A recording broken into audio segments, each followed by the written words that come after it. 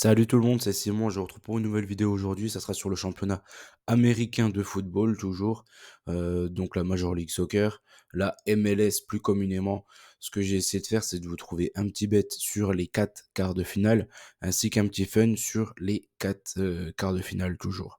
Le format, il change par rapport au huitième, c'est-à-dire qu'avant, il y avait un match aller-retour, troisième match pour départager si besoin, et après, séance de tir au but, il n'y avait jamais de prolongation et tout.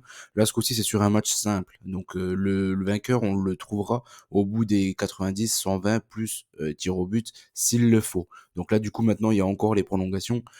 Petit truc comme ça que je pourrais vous dire, c'est que s'il y a prolongation, essayez de prendre l'over 1,5 en prolongue. En MLS, en général, quand il y a un but, il y en a plein derrière. C'est pas un seul but, ça existe très, très, très rarement. Surtout quand on voit les équipes qui restent. Il y a Columbus avec eux, il y a tout le temps des buts.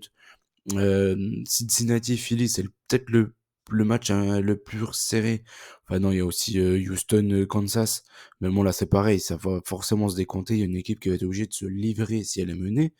Et l'autre, Los Angeles contre Seattle, normalement, il devrait y avoir des buts aussi. Donc voilà, c'est un peu plus... et, en fait, s'il y a des prolongations, partez sur ça. Moi, j'aime bien parce que c'est des cotes autour de 3. Et ça vaut vraiment le coup à tenter. Et c'est pas trop mal. En général, ça passe souvent. Après, concernant le nombre de buts, comme c'est sur un seul match, c'est un peu plus compliqué que sur un match aller-retour, on va dire. Je pense qu'il y aura moins de buts que dans les huitièmes. Donc ça, il faudra voir aussi. On va commencer par notre premier match. Ce sera Orlando contre Columbus. C'est le premier match des quarts de finale. Je suis parti sur deux bêtes. Je suis parti sur... Après, j'ai mis Cucho dans les deux bêtes. Orlando, c'est une équipe ultra défensive. Une équipe, dès qu'elle gagne, c'est tout le temps d'un but. C'est tout le temps ric-rac. Cependant, en saison régulière, quand ils se sont affrontés, Orlando et Columbus, il y a eu pas mal de buts. Et je vais faire confiance quand même à Columbus sur ce match-là. Sur le fait que eux, dans tous les cas, ils se livrent. C'est une équipe qui est incapable de gérer le score, etc. Ils sont obligés de se jeter à l'abordage. Et en général, c'est pour ça qu'ils se prennent pas mal de contre. Ça me donnerait pas qu'Orlando marque aussi. Ça me donnerait pas que le BTTS passe sur ce match-là aussi. J'ai préféré prendre Cucho ou Rossi marque. Pourquoi? Parce que Cucho, il a marqué les deux matchs sur trois en huitième. Et le troisième match, c'est Rossi qui a marqué. Ils avaient marqué pas mal de buts. Columbus, je sais plus, ils avaient marqué 4 ou 5 contre c'était Atlanta. Et Cucho n'avait pas marqué à la surprise générale. Et d'ailleurs, moi, je l'avais joué, j'étais un peu deg. Il avait mis un coup franc sur la barre transversale autour de la 85e, juste avant de sortir. En fait, après, il s'est reposé. Comme il n'y avait plus aucun intérêt à jouer, le match était déjà plié. Donc voilà, je pars sur ça. Mon bet, Cucho Rossi marque, je pense que ça devrait le faire. Après, j'ai pas envie de partir sur un vainqueur. Pourquoi? Parce qu'Orlando, c'est une des équipes les plus chiantes à jouer en MLS. Et je partirais plus quand même du côté de Columbus quand même sur ce match-là. Mais voilà quoi, c'est un peu compliqué. Ou les partir en... À la base, j'étais parti sur Columbus à H1,5, mais la cote, elle fait que de chuter. Donc on avait enfin, les de moins en moins intéressantes. Je pense qu'il y aura des buts sur ce match-là. Il y en a toujours avec Columbus. Donc je préfère partir sur la double chance buteur ici. Et en fun, je prends Cucho en sec, c'est autour de 2,50. Franchement, c'est pas mal. C'est pas mal, sachant qu'il tire les pénaux, sachant qu'il a au moins 2, 3, 4 occasions par match, et que c'est le neuf et tout tourne autour de lui. Toute cette équipe, elle tourne autour de lui. Donc voilà, le seul X, c'est que sur corner, il est pas très performant. Mais sinon, dans le jeu, c'est vraiment la plaque tournante de l'attaque de Columbus. Le match 2, c'est Cincinnati contre Philly. Cincinnati qui est la meilleure équipe de la saison régulière, Philly qui est le finaliste sortant de la MLS, qu'ils avaient perdu contre Los Angeles FC. Du coup, on va peut-être se retaper la même finale que l'an passé. Faudra voir ça aussi. Mais je ne sais pas trop moi sur ce match-là. Ce que j'ai vu, c'est qu'en saison régulière, le match aller comme le match retour, il y a eu un penalty dans le match. Donc, je l'ai pris en fun. Ça, je me le garde sous la main. Et en bet, je préférais prendre Bupenza. Du coup, c'est le 9 de Cincinnati. Avec Acosta, c'est le 10 de Cincinnati. Et Gazdag, du coup, le Hongrois de Philly, qui lui est le 10 aussi de Philly, mais qui marque beaucoup. Il a une grosse frappe. Il tire les penalties. Acosta, Gazdag, c'est les deux tireurs de pénaux. Donc je me dis que logiquement, il devrait y avoir quand même quelques buts dans ce match-là. Après, je vois un match plutôt fermé, ça m'étonnerait pas qu'il y ait des prolongations sur ce match-là, genre un petit 1-1 et tout. J'ai pas voulu prendre de résultats secs. J'ai pas voulu partir sur Cincinnati parce que ça ne m'étonnerait pas que Philly crée une grosse surprise sur ce match-là. Ça ne m'étonnerait vraiment pas.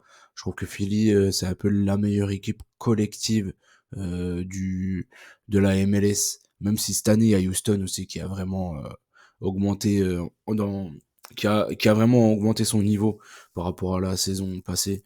Mais Philly, franchement, on peut leur faire confiance. Pourquoi pas tenter aussi la triplette avec Carranza, Uré et Gazdag.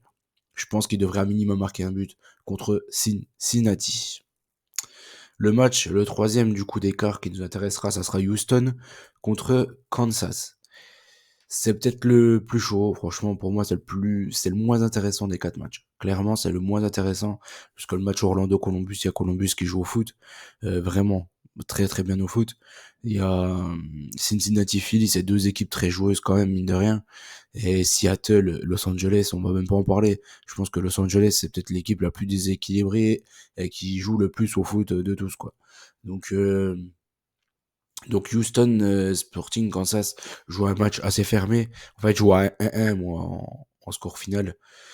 Ils se sont affrontés en la coupe US Open, là, la coupe qui sert à rien, la coupe en bois que Messi a gagné, je crois. Du coup, c'est non Houston, non, c'est Houston qui a gagné en finale. Houston avait gagné 1-0. Sporting Kansas City là actuellement ils reviennent super bien. Ils ont créé une bonne sensation en éliminant Saint-Louis, Saint-Louis qui était une des meilleures équipes de la saison régulière aussi. Donc je pense qu'ils vont à minima marquer quand même du côté de Houston. Houston, voilà, c'est vraiment un gros collectif. Il y a le Mexicain Herrera là, au milieu de terrain qui fait vraiment un grand bien à cette équipe-là. T'as Bird devant avec le Tunisien euh, Bassi. Donc voilà, ils ont des atouts. Je pense qu'ils devraient marquer. Les deux équipes devraient passer. Je pense. Je pars sur ça en bête. Le BTTS, c'est pas un match qui va vraiment m'intéresser. C'est peut-être enfin, clairement, c'est celui qui va le moins m'intéresser des quatre. Mais ça m'étonnerait pas quand même que ça soit, qu'il y ait quand même quelques buts. Voilà, peut-être un petit 1-1, un petit 1-2, un truc comme ça. Et en fait, je suis parti sur Kansas ou nul. Parce que Kansas, ils m'ont fait une énorme impression contre Saint-Louis. Donc ça ne m'étonnerait pas qu'ils refassent le coup du côté de Houston. En coupe, il n'y avait pas Pulido, il n'y avait pas Russell. Voilà, là, il y a le petit Kinda, là, l'Israélien qui a marqué avec l'Israël. Du coup, là, pendant la trêve, qui a fait un bon match d'ailleurs, apparemment. Je crois qu'il a été l'homme du match. Donc voilà. Je pense qu'ils ont quand même des atouts comme ça, s'il faut pas les sous-estimer. C'est une équipe qui est difficile à jouer, qui fait beaucoup de matchs nuls, et qu'une fois qu'elle atteint les playoffs, c'est vraiment une plaie. C'est une plaie, cette équipe, à jouer. Seattle, Los Angeles, le dernier match qui nous intéressera. Je suis parti sur le champion sortant. Voilà, mon bet, je suis parti sur Los Angeles au nul. Seattle est favori comme ça à domicile. Mais je pense que Los Angeles va s'en sortir sur ce match-là. Enfin, j'ai pris la qualif de LA. Je pense que ils ont vraiment tout pour embêter cette équipe de Seattle. Cette équipe de Seattle qui est un peu plus... déjà, Seattle, c'est une équipe super compliquée à jouer en playoff. Pareil, c'est une équipe habituée de ces rendez-vous-là. C'est une équipe qui a déjà gagné la MLS récemment avec quasiment le même effectif. Il a pas beaucoup bougé. Euh, Là, il joue plus avec Maurice en neuf que Ruiz habituellement. Mais bon, ça permet d'équilibrer un peu plus l'équipe parce que Maurice il fait beaucoup plus d'efforts défensifs. Donc voilà, c'est une équipe plus équilibrée. Mais Los Angeles, avec Bouanga et tout devant, je pense qu'ils ont vraiment les atouts pour embêter cette équipe de Seattle et les amener au minimum en prolongation. Donc je vais partir sur ça. Et je vois quand même Los Angeles se qualifier au final sur ce quart de finale là. Je pars sur ça. Je pense que Los Angeles, il y a de fortes chances qu'on les retrouve une nouvelle fois en finale MLS. Et je pense que enfin, je le vois comme ça personnellement. Après, on verra pour les demi.